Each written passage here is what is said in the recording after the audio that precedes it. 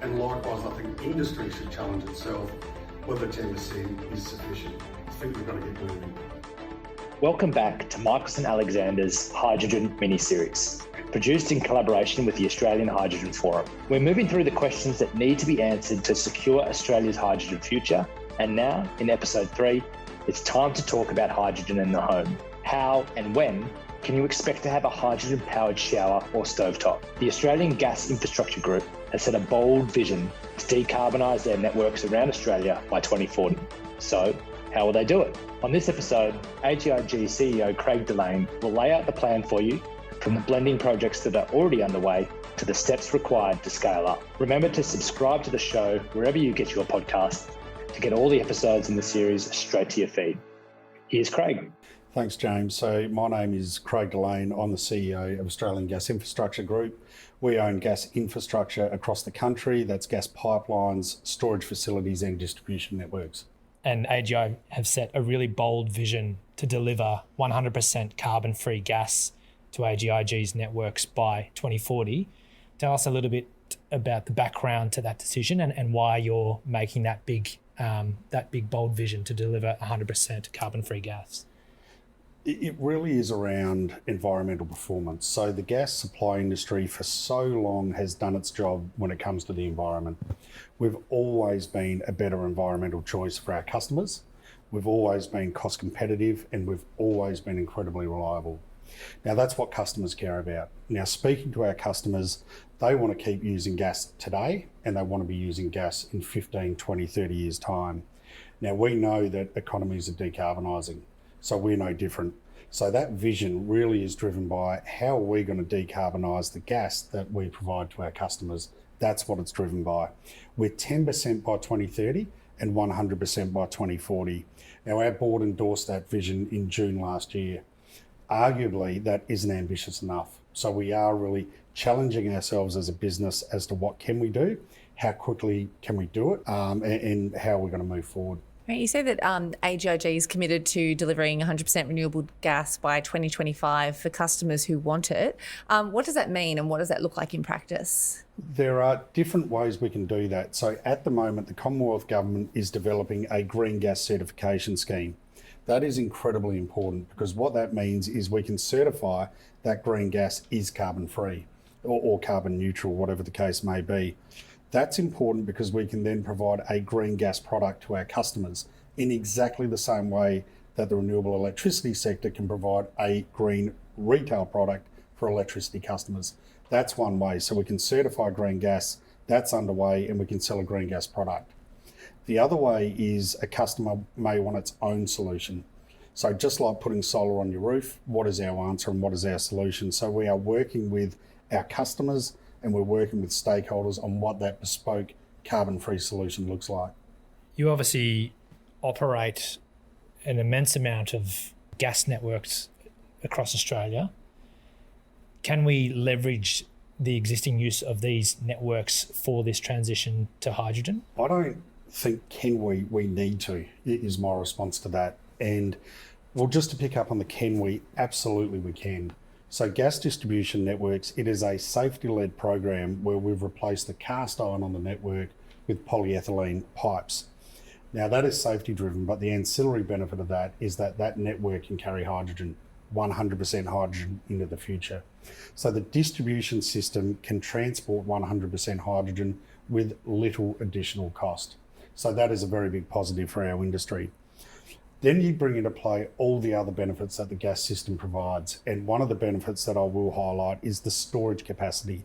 So the ability of gas networks to store energy is phenomenal. And one stat that we use a little in the industry is the storage capacity of just gas networks, around 6 billion Tesla Powerwall batteries. That is the scale that we're talking about. 200 snowy hydro schemes, that is the scale that we're talking about. The other thing, and what that means is that when we have renewable electricity, and one of the challenges we have in that industry is that supply doesn't always match demand. And that's a conversation we're having in renewable electricity.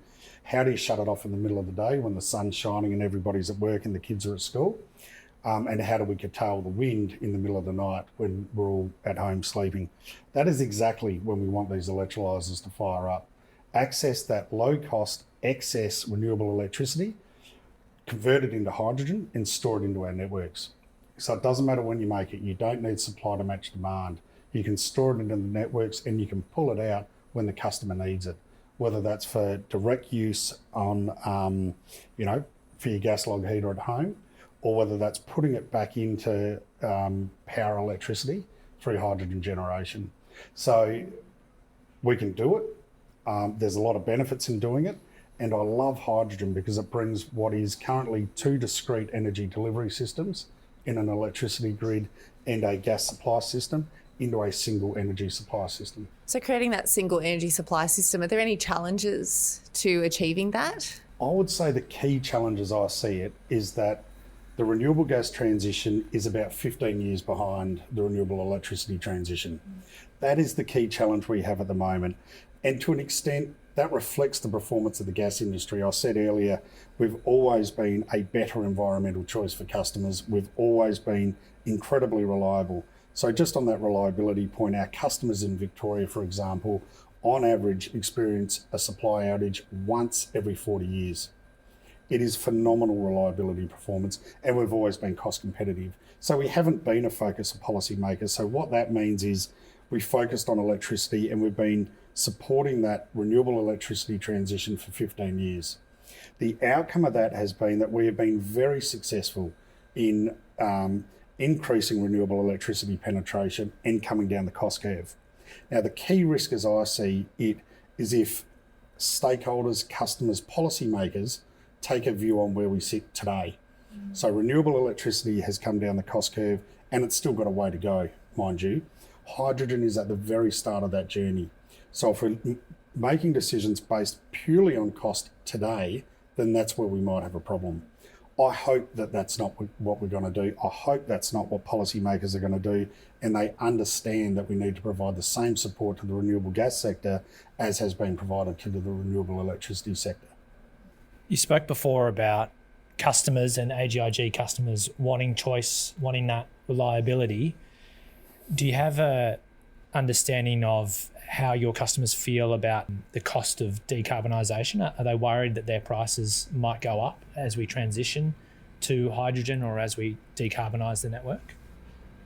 Price absolutely is the number one thing that customers worry about. That's no surprise and that's not new information.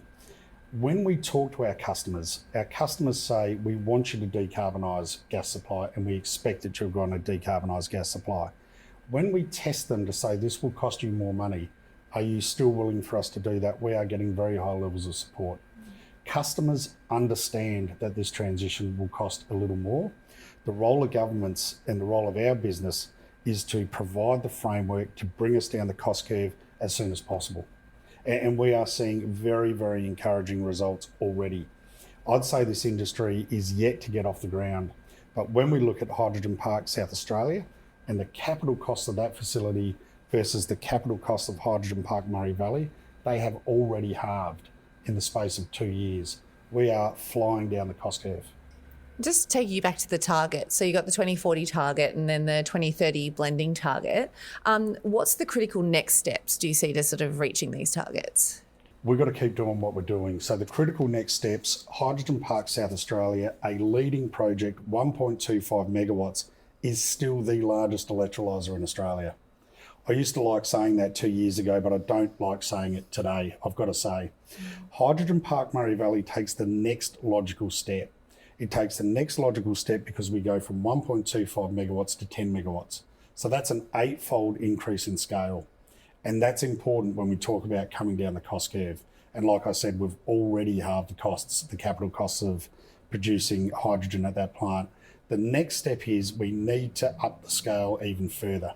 So we've got to get on with the job. We've got to do it quickly. And we've got to go from 10 megawatts to 50 megawatts to 100 megawatts.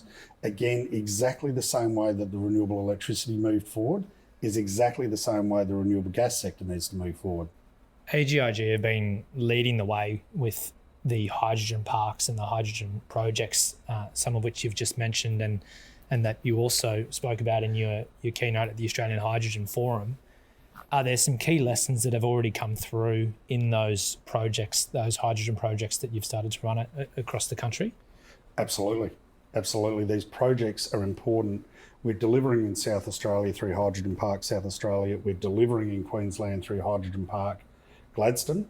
And we're about to deliver in Victoria through Hydrogen Park, Murray Valley. What these projects do, so I might just take Hydrogen Park, Murray Valley, for example. That has been 2.5 years from concept through to FID. That's a long period of time. And from an external point of view, you could say, well, why has it taken so long? What we've done through delivering projects like Hydrogen Park Gladstone is we have done all the work we need to do to make sure that the next project is delivered in a shorter time frame and the one after that shorter again. So through projects like Hydrogen Park Murray Valley, we've organised supply chains, we've organised approval processes, we've organised safety requirements, we've organised the changes that are required to the rules and the regulatory framework to deliver these projects. That is one of the key things that we're doing through Hydrogen Park Murray Valley, not just decarbonising supply, but organising the supply chain so the next project can be done in far quicker time. So you're creating regional hydrogen hubs, and in that, so AGIG is aiming to provide access to green hydrogen for transport and export. How do these other uses of hydrogen intersect with hydrogen in the home? And how can the different markets coexist to grow a hydrogen industry in Australia? Just a couple of responses to that question. I really like the concept of the solar on my house, the solar on the roof of my home being used not just to turn the lights on, but to also fire up the gas log heater. Because what we can do is we can use that excess solar, like I spoke about earlier, that is not required, supply doesn't match demand, and we can convert that into hydrogen for direct supply into the home. So all of a sudden, our solar system is not just being used for electricity, it's also being used for our gas requirements in our home. I love that story. I also really like the story to say, well, not only that, but if my solar on my roof, not only can I use it to make electricity and now fire up my gas log heater or my cooktop at home, I can export that energy overseas, because when we convert it to hydrogen, we can convert it to a form that we can export to our overseas friends, and that is also very important. So you can see by these examples that what we are doing with hydrogen is that we are increasing the size of the existing market considerably. So that solar installation, if I can call it that, no longer is just used to supply electricity. It's used to supply gas, and it's used to supply export markets. That means we also move down the cost curve for RE, because we are significantly improving the utilisation of those assets. So existing renewable electricity becomes more efficient, and we also move down the cost curve there. So there's a real deep synergy with what we want to do with decarbonising the gas supply sector and decarbonising the electricity sector. This is why I say it's not one or the other. That's not what it's about. It's about both systems working together and delivering a single energy supply system. You've spoken a lot about the opportunities, and obviously you've had a long experience in the industry, and you also spoke about the experience of how renewable electricity went from there being a lot of concerns, a lot of hurdles, a lot of obstacles, to where it is today. What, from your experience, are the biggest threats or obstacles to hydrogen progressing in Australia? Well, it's not getting on with the job by way of policy support quick enough. I mean, we are a new market. Absolutely, we're a new market and we're a new industry. Now, whether we're talking energy or whether we're talking another sector, the role of government is to support that new industry to get it to a point where it's efficient for market. That's what the role of government is. That's the role government has played and is still playing in the renewable electricity sector. So, for example, the renewable energy target has been so successful in terms of increasing penetration of RE and coming down the cost curve. That has been incredibly successful, and we have continued to outperform the targets that have been set under that scheme. We've set a target, we've hit it years in advance, and we've revised upwards. We need that same support for renewable gas. And I think we're going to come down the cost curve far quicker than what renewable electricity has, based on what I've already seen.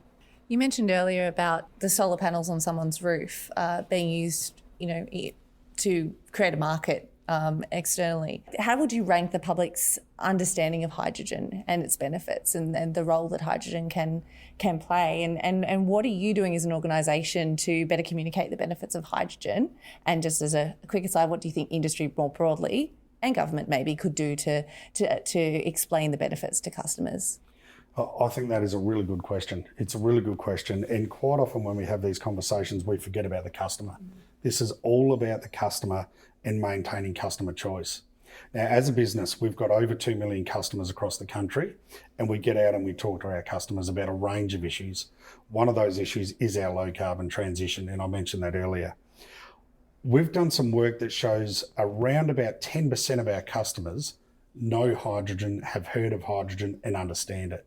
So we've got a role as industry to increase that understanding. When we start the conversation with our customers, they want to know more. They are hungry for information, they're excited by the opportunity, and they want us to get on with the job. One thing we're doing, we're not just having direct conversations with our customers, but we're starting to market renewable gas to our customers directly through things like TV commercials.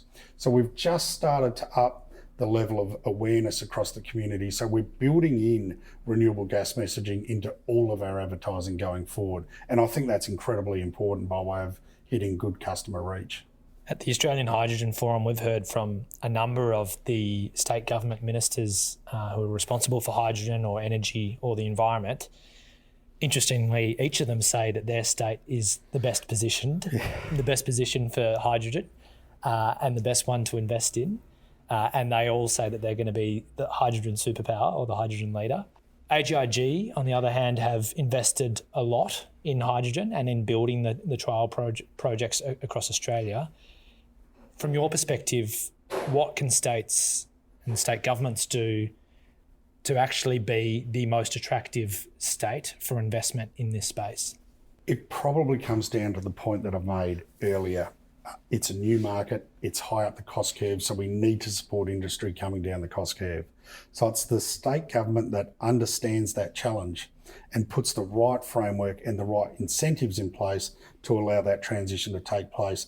I believe is the state that is going to put its hand up first and say we're serious about hydrogen, and overseas partners, we are serious about hydrogen, we're capable and we've got scale.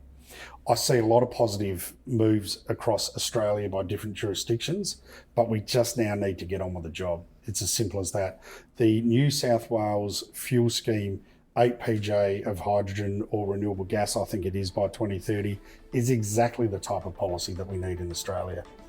So we need that right across the country. And that I think is what we're starting to see, but we actually need to see it get delivered. Thanks for tuning in, and thanks to Craig for his time. There's a handful more episodes to come in our hydrogen mini-series. Next up, we'll be discussing the commercialisation of the entire sector with Alex McIntosh from ARENA and Justin Nash from BP. A big thanks to our partner, the Australian Hydrogen Forum, for helping us bring the series to life. There's going to be plenty more hydrogen-powered discussion during the Australian Energy Week coming up in Sydney in June. For tickets, head to energyweek.com.au. See you soon.